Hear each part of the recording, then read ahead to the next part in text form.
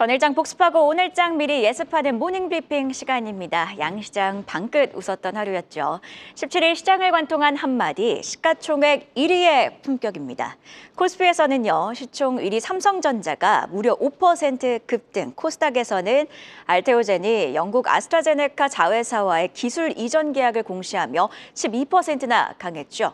여기에 모멘텀이 붙은 조선, 방산, 엔터업종도 강했습니다. 오늘은요, 모처럼 수급 이야기를 자세히 해볼까 하는데요. 첫 번째 헤드라인, 코스피 외국인 비중 20개월 내 최저 외국인 복귀 조건은입니다. 자, 어제 모처럼 외국인이 코스피 현물과 선물을 비교적 큰 규모로 매수를 했습니다. 각각 6천억 원씩 사들였는데요. 자, 어제 매수가 반가웠던 이유, 시계열을 좀 길게 두고 보면 외국인 매도세가 계속됐기 때문입니다. 올해 초에 잠깐 순매수 전환하나 싶더니 점차 그 매도 규모를 늘려갔고요. 3월 기준으로는 올해 6조 6천억 원을 넘게 팔았습니다. 자, 이런 매도세 코스피에서 외국인들이 차지하는 비중도 점차 떨어지고 있습니다. 작년 7월에는요, 그래도 비중이 다음 페이지 체크해 보실까요? 비중이 36%까지는 갔는데 어느새 3월 31%까지 내려왔고요. 20개월 내 최저 수준을 찍었습니다. 자, 역으로 좀 생각을 해보면 이미 팔 대로 팔았기에 조건만 맞는다면 금방 시장으로 돌아오지 않을까 하는 기대감도 일각에선 제기가 되고 있는데요. 바이코리아가 아니라 바이코리아, 그러니까 국장 매수의 조건은 뭘까요? 일단 증권가 의견을 좀 취합해보면요. 원달러 환율 안정이 시급합니다. 대신증권은 환율만 안정되면 외국인 매도세는 달라질 것이라고 평가했고요. NH투자증권은 달러의 상대적인 약세가 예상되는 상황에서 중국 위원화를 주목할 필요가 있다고 강조를 했습니다. 원화가 위안화와 동조가 되면서 순환적인 강세를 보일 수도 있다고 전망을 하기도 했고요. 자, 이외에도요, 시장에서는 이달 말 재개되는 공매도가 일종의 수급 변곡점이 되리라 보고 있습니다. 다음 페이지 체크해 보시죠. NH투자증권은 과거 사례에서도 공매도 재개는 외국인 매매 비중 회복으로 이어졌다고 진단을 했고요. 외국인 수급은 축소보단 비중 확대 여력이 더 크다고 봤습니다. 자, 그리고 마지막으로 아무래도 코스피에선 반도체 비중이 높기 때문에 외국인이 관련주, 특히 삼성전자를 담아내느냐가 중요한데요. 다행히 어제 외국인이 삼성전자를 4,940억 원가량 순매수했습니다. 작년 11월부터 무려 8개월 동안 순매도 중인데 어제 순매수로 이번 달 순매도 규모는 1,100억 원대로 줄었습니다. 드디어 월간 순매도 행진이 끝나는지도 체크를 해봐야겠습니다. 자, 정리를 해보자면 환율에 있어서는요, 달러 약세는 예상되고 있기에 위완화 추이를, 그리고 공매도 재개 이후 영향과 함께 최근 반도체 업황의 이른 반전 기대감이 커지고 있는데 반도체로 몰리는 투심이 지속될 수 있을지가 외국인 수급에 있어서 중요해 보입니다. 향후 추이도 함께 지켜보시죠. 그럼 어제 장 마감 이후에 나온 공시 심수영 캐스터와 체크해볼까요? 장 마감 이후에 나온 공시 살펴보겠습니다. 우선 한화시스템과 하나에어로스페이스는 각각 2,027억 원, 642억 원을 유상증자 방식으로 호주 투자업 계열사에 투입한다고 공시했습니다. 양사는 발행 회사를 통해 호주 등 글로벌 시장에 진출하려 한다며 유상증자의 목적을 밝혔는데요. 관련해 어제 한국경제신문에서는 한화그룹이 해당 자금으로 호주의 조선업사 오스탈의 지분을 공개 매수할 것이라는 단독 보도를 냈습니다. 호주 계열사의 자본금으로 현재 오스탈의 지분 약 26.6%를 확보할 수 있는 상황인데요. 다만 법적으로 호주에서 해외 투자자가 지분 10% 이상을 확보하기 위해서는 승인이 필요한 만큼 한화는 공개 매수로 지분 9.9%를 우선 확보한 뒤 승인을 얻어 나머지 지분을 매입한다는 계획입니다. 적대적 M&A를 추진해서라도 인수를 하고 싶다는 건데 오스탈이 미국에 조선소를 보유하고 있는 만큼 이번 계획이 성공한다면 한화오션이 미국 함정시장 진출에 있어 훨씬 더 유리한 입지를 선점할 수 있을 전망입니다. 트럼프 2기 수혜 기대감이 현실화될 수 있을지 가늠해보기 위해 인수 진행 과정 함께 체크해봐야겠습니다. 다음으로 플리토는 글로벌 IT 기업과 39억 원 규모의 공급 계약을 체결했다고 공시했습니다. 플리토는 플랫폼을 통해 수집된 말뭉치를 정제한 언어 데이터를 연구기관이나 기업 고객 등에게 판매하는 사업을 영위하고 있는데요. 이번 계약 금액은 최근 매출액 대비 22%에 해당하고요. 계약 기간은 올해 11월 11일까지입니다. 해당 소식에 힘입어 플리토 시간화에서 8.77% 상승했는데요. 관련 전망 이어지는 분석에서 더 자세히 살펴보시죠. 네, 이렇게 어제 시간의 거래에서 나왔던 공시 두 가지 심수영 캐스터와 체크해봤는데요. 계속해서 증시 모닝 브리핑 헤르메스 스탁 하창환 본부장과 이야기 나눠보도록 하겠습니다. 앞서 살펴봤던 공시 중에 플리토 공시를 좀 자세히 짚어보겠습니다. 39억 원 규모의 AI 기반 데이터 공급 계약을 체결했다고 했고 최근 매출액 대비는 22%며 시간의 거래에서 8% 급등을 했습니다. 글로벌 IT 기업과 체결한 만큼 좀 시장에는 유의미한 영향이 있겠죠? 뭐 그렇죠. 이미 뭐 어느 정도 반응이 나왔다라고 보시는 게 맞을 것 같고요. 일단은 뭐 계약 종료일 자체가 저는 짧은 게 그래도 좀 유의미하지 않나라고 생각을 합니다. 이거 11월 11일이면 끝나거든요. 그러니까 이제 요게 실적의 반응이 빠르게 될 거고 사실상 계약 기간이 굉장히 길게 되면 이게 이제 장부가에 나눠서 반영이 되기 때문에 뭐 큰 효과를 내기가 쉽지 않을 수 있습니다. 근데 요거는 빠르게 반영이 되면 실적적인 부분에서 가시화가 빨리 되는 부분이라서 좀 긍정적이다라고 보면 될 것 같고요. 말씀해 주신 것처럼 글로벌 IT 기업과의 이런 수주 공시는 상당히 좀 뛰어나죠. 왜냐하면 이 회사가 이제 1,400명 이상 유저가 사용하는 글로벌 플랫폼을 사실 이용을 하는데 이게 이제 좀 노이즈가 있기는 있었어요. 이게 뭐 수작업으로 이렇게 데이터를 모아서 하다 보니까 뭐 거의 방문하고 오신 분 다 그 얘기 하더라고요. 네, 그래서 이게 과연 어느 정도의 유의미한 의미가 있을까라고 볼 수는 있겠지만 그러면 마진이 좀 줄어드는 거 아닌가요? 왜냐면 인건비가 나가니까? 근데 이제 뭐 AI 솔루션을 또 이제 적용을 할 거라서 뭐 거기에 따른 좀 기업의 가치는 더 뛰어나지지 않을까라고 보고 있고요. 확실히 이제 언어의 장벽 자체가 없어지다 보니까 이게 자체적으로 학습을 시켜서 또 솔루션을 제공을 하거든요. 그런 부분으로 발전을 하고 있기 때문에 향후에는 굉장히 좀 큰 기업으로 또 성장이 가능하지 않을까. 그래서 어느 정도는 좀 규모가 더 커지지 않을까라고 보여집니다. 그래서 이러한 부분들이 좀 부각이 되다 보니 언어가 필요한 그런 이슈가 발생을 하게 되면 이 기업이 항상 선두로 요즘에는 좀 달려나가주고 있는 상황이거든요.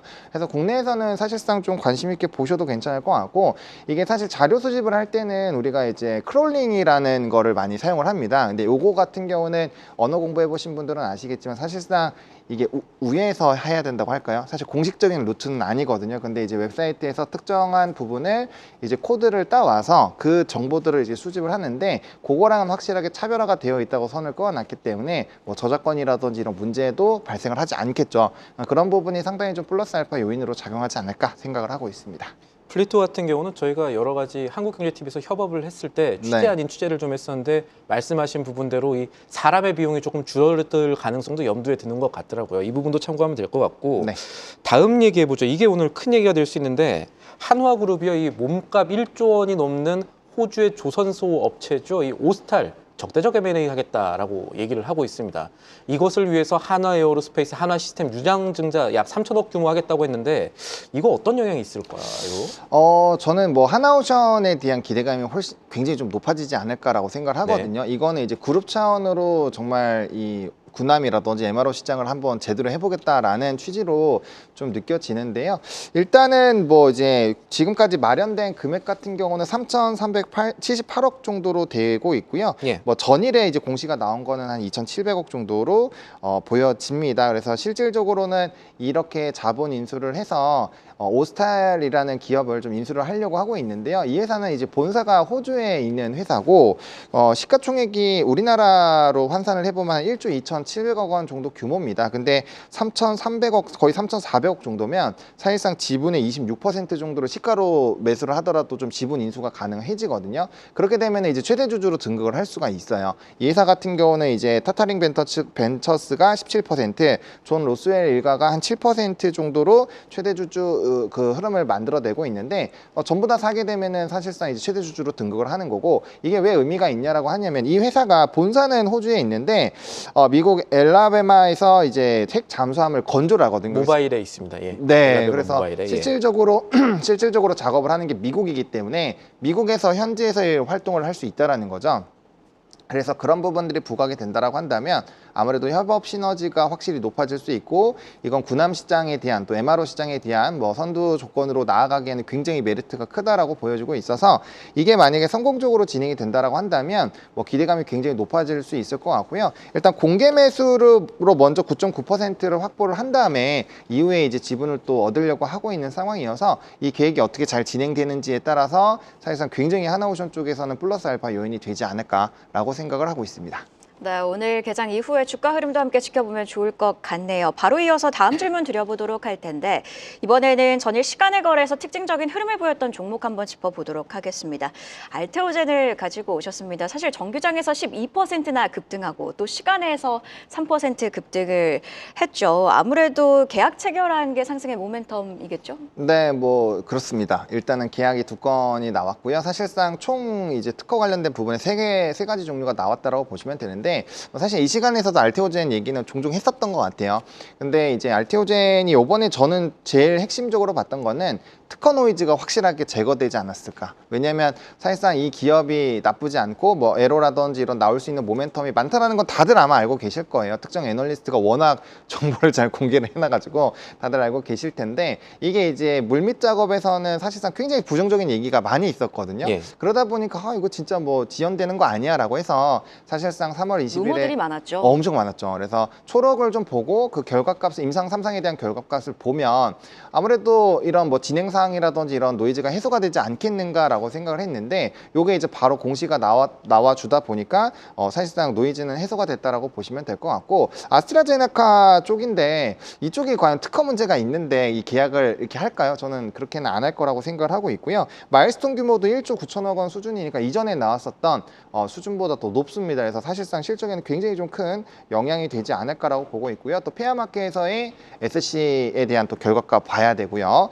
좀 중요하게 봐야 되는 거는 로슈나 화이자 등과 추가적인 계약을 만약에 하는지 이게 굉장히 좀 중요할 것 같은데 왜냐하면 이 회사들은 할로자임의 고객사거든요. 그러다 보니까 만약 이 회사들까지도 계약을 체결하는 어떠한 움직임이 나오게 된다면 사실상 이제 독점 메리트가 발생을 할 수 있고 이렇게 되면은 뭐 목표 주가가 뭐 50만 원은 기본이고 뭐 한 70만 원, 80만 원도 진짜 나올 수 있지 않을까라는 생각이 들고 있거든요. 그래서 목표 주가 80만 원, 90만 원대도 지금 시장에서 나오는 거 아니야라는 이렇게 좀 그 속닥속닥 이 얘기가 있기 때문에 그런 내용들도 한번은 체크를 해보실 필요가 있지 않을까 생각을 하고 있습니다.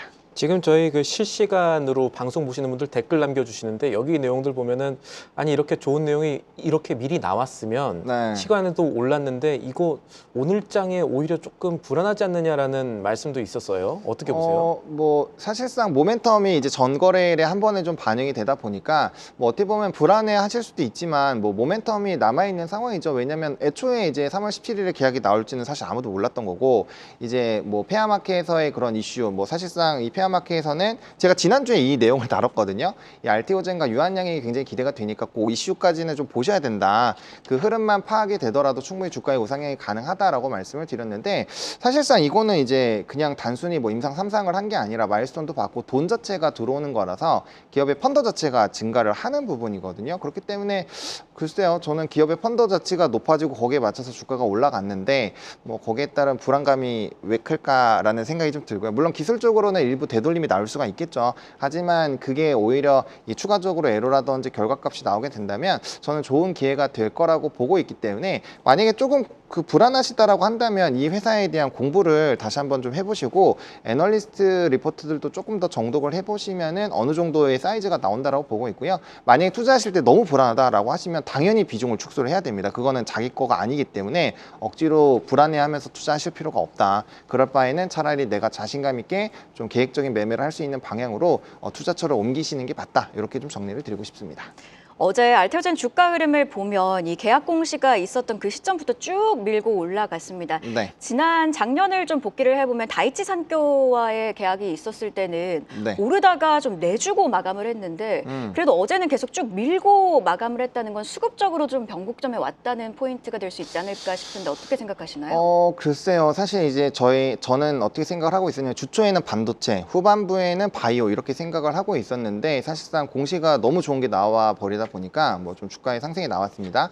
뭐 일단 이벤트가 나왔고 추가적인 이슈가 있기 때문에 거기에 맞춰서 뭐 주가의 움직임이 좀 나오지 않을까라고 보고 있고요. 사실상 전 거래일에 외국인의 수급은 이 반도체랑 이제 거의 방산에 다 좀 집중이 되어 있었거든요. 그러다 보니까 만약에 방산에서의 좀 이슈가 살짝 쉬어간다라고 한다면 뭐 충분히 바이오들도 좀 뛰어놀 수 있지 않을까라고 생각을 하고 있어서 뭐 일단은 이슈가 나온 거에 따라서 주가가 반응을 했기 때문에 이전과 또 비교하기도 좀 애매하고요. 이전보다도 규모는 더 커요. 네. 그러다 보니까 저는 일단 긍정적으로 보고 있다라고 좀 정리를 드리고 싶습니다. 일단 지금 큰 틀에서 우리나라 바이오들은 미국의 금리 채권 수익률이 장기채가 조금씩 내려가는 그림들이 나오고 있고, 또 하나는 현지 시간 20일이니까 우리나라 시간으로 21일이겠죠. 그렇죠. 이때 네. 빅데이가 있을 겁니다. HLB도 그렇고 이 페아나케 아까 말씀하신 거에서 방금 우리가 언급했던 알테오젠의 임상 초록 어떻게 나오냐도 그렇고 네. 기대감은 좀 있는 상황이라고 보는 게 맞겠죠. 그렇죠. 그래서 애초에 이제 지난주에 요 주제로 얘기를 드릴 때는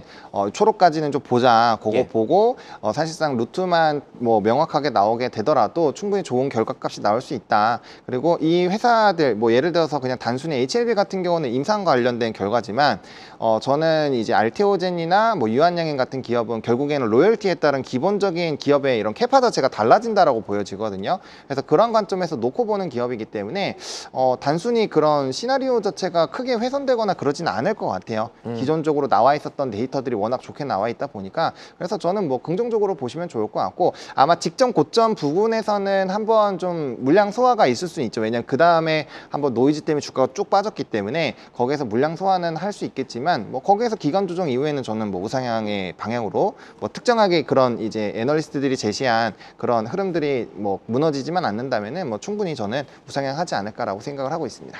네, 이렇게 알테오젠까지 자세히 짚어봤습니다. 증시모닝 브리핑 하청한 본부장과 함께했습니다. 고맙습니다.